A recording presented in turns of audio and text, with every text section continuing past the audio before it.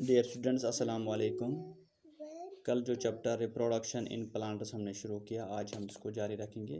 प्यारे बच्चों, पहले फिर कल जो हमने पढ़ा उसको रिकैप्चुलेट करने की कोशिश करेंगे। रिप्रोडक्शन एक ऐसी प्रोसेस है जिसमें लिविंग ऑर्गेनिजम्स अपने इंडिविजुअल्स प्रोड्यूस करते हैं ऑफ देयर ओन काइंड। इससे नस्ल आगे बढ़ती रहती है। डियर स्टूडेंट्स, ब्रॉडली अगर हम देखेंगे, there are two modes of reproduction, asexual and sexual. पिछले टॉपिक में हमने टच किया था, asexual reproduction involves only one parent, sex organs और गैमीट्स आर नॉट इन्वॉल्व। जो सेक्चुअल रिप्रोडक्शन होती है इसमें दोनों पेरेंट्स इन्वॉल्व होते हैं, सेक्स ऑर्गन्स और गैमीट्स आर इन्वॉल्व। आज हम देखेंगे methods of asexual reproduction. Methods of asexual reproduction. Dear students, there are various methods of asexual reproduction like fission, binary fission or multiple fission, budding, fragmentation, spore formation, regeneration, vegetative propagation। लेकिन आज हम यहाँ बात करेंगे asexual reproduction in plants।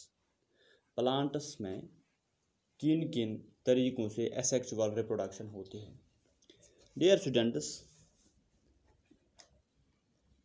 पहला तरीका हम देखेंगे बाइनरी फिशन। बाइनरी माने एक सेल दो सेलों में डिवाइड होते हैं, या एक ऑर्गेनिज्म दो ऑर्गेनिज्म में डिवाइड होता है। ये सबसे कॉमन मेथड है एसेक्चुअल रिप्रोडक्शन, जिसमें एक ऑर्गेनिज्म दो हिस्सों में बढ़ जाता है। ये प्लांट्स में कॉमन है, यूनिसेलुलर ऑर्गेनिज्म लाइक बैक्टीरिया और सम अलगी और फंजी में कॉमन है। इस मेथड में क्या होता है प्यारे बच्चों, ऑर्गेनिज्म अपने आप को ऑलमोस्ट दो बराबर हिस्सों में तकसीम करता है। न्यूक्लियस दो हिस्सों में बढ़ जाता है। उसके बाद क्या होता है, दोनों हिस्से बराबर ग्रो होते हैं साइज में। दोनों हिस्से जब डिटैच होते हैं, कैपेबल होते हैं एक नया इंडिविजुअल बनाने के लिए। डियर स्टूडेंट्स, ये देखिए शक्ल, ये एक पेरेंट सेल है।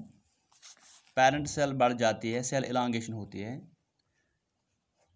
दो हिस्सों में बढ़ जाती है सेल। न्यूक्लियस भी दो हिस्सों में तकसीम होता है। एक टाइम ऐसा आता है कि दोनों हिस्से एक दूसरे से सेपरेट हो जाते हैं। अब ये दोनों सेल्स कैपेबल है न्यू ऑर्गेनिज्म फुल बनाने के लिए। इस टाइप ऑफ रिप्रोडक्शन को हम बाइनरी फिशन कहते हैं, क्योंकि एक सेल एक पेरेंट से दो अब सेल्स दो ऑर्गेनिज्म वजूद में आ गए। डियर स्टूडेंट्स, दूसरा टाइप एसेक्चुअल रिप्रोडक्शन हम कहते हैं, देखते हैं बडिंग। बडिंग डियर स्टूडेंट्स हम कॉमनली ऑब्जर्व करते हैं यीस्ट में। यीस्ट एक बल्ब लाइक प्रोजेक्शन जिसे हम बड कहते हैं, इस ऑर्गेनिज्म की बॉडी पे बन जाता है। जो न्यूक्लियस है इसका दो हिस्सों में तकसीम होता है। एक न्यूक्लियस इस बड में भी चला जाता है। बड डिटैच करता है अपने आप को इस पेरेंट बॉडी के साथ, डिटैच करता अलग करता है। उसके बाद ये फुल साइज में ग्रो होता है और एक नया इंडिविजुअल वजूद में आता है। इस रिप्रोडक्शन को हम कहते हैं बडिंग, क्योंकि बड से ही एक नया लिविंग ऑर्गेनिज्म वजूद में आ गया। जो न्यूक्लियस है इस बॉडी का डिवाइड होता है दो हिस्सों में, एक न्यूक्लियस चला जाता है इस बड में। ये बड अपने आप को डिटैच करता है पेरेंट बॉडी से। अब ये फुल साइज और एक न्यू इंडिविजुअल बन जाता है। डियर स्टूडेंट, उसके बाद एक फ्रैगमेंटेशन, तीसरा टाइप है इस रिप्रोडक्शन का एसेक्चुअल जो हम प्लांट्स में देखते हैं, फ्रैगमेंटेशन। डियर स्टूडेंट्स, जो फाइलामेंटस ऑर्गेनिज्म होते हैं, मिसाल के तौर पर स्पायरोगायरा।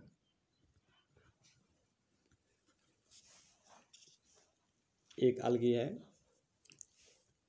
ये जो फाइलामेंट्स होते हैं ये दो या दो से ज़्यादा फ्रैगमेंट्स में ब्रेक होता है।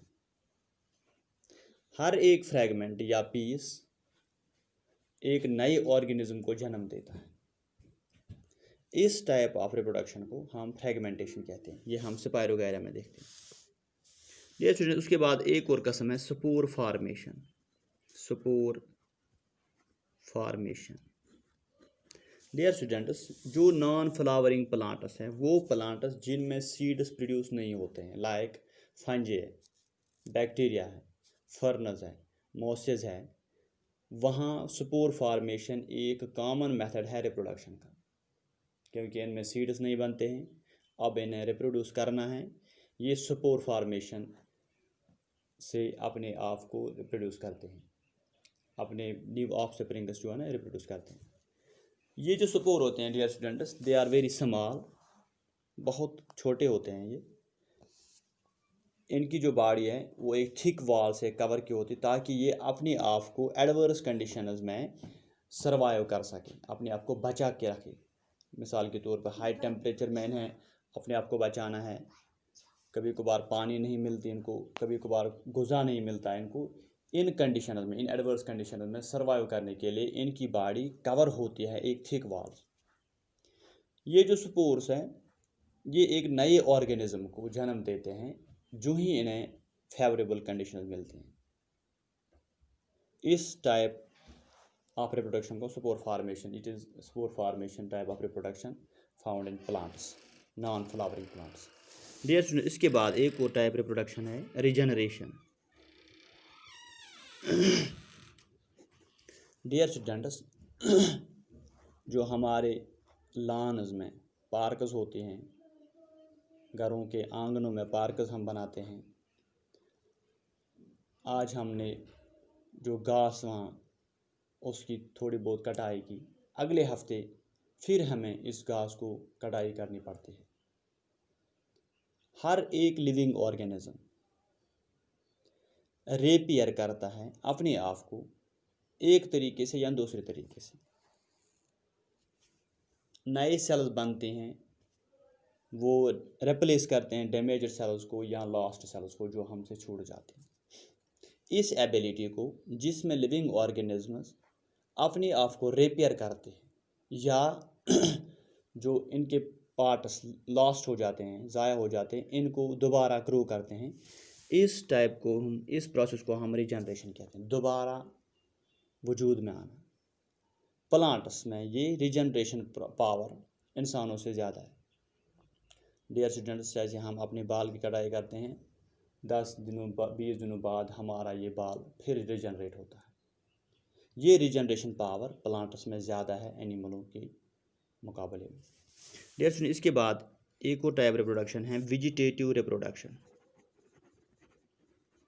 वेजिटेटिव रिप्रोडक्शन डियर स्टूडेंट्स, ये भी एसेक्सुअल मेथड ऑफ रिप्रोडक्शन है, एक अहम इसका मेथड है एसेक्सुअल रिप्रोडक्शन। इसमें क्या होता है, प्लांट्स वेजिटेटिव पार्ट्स इस्तेमाल करता है। मिसाल के तौर पर रूट इस्तेमाल करता है, स्टेम करता है इस्तेमाल, या लीफ। इन पार्ट्स से, रूट, स्टेम और लीफ पार्ट्स से नए प्लांट्स अराइज होते हैं, नए प्लांट्स ग्रो होते हैं।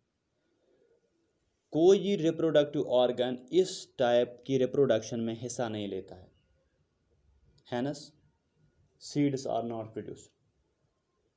डियर स्टूडेंट्स, ये वेजिटेटिव प्रोपागेशन बहुत सारे तरीक़ों से होते हैं।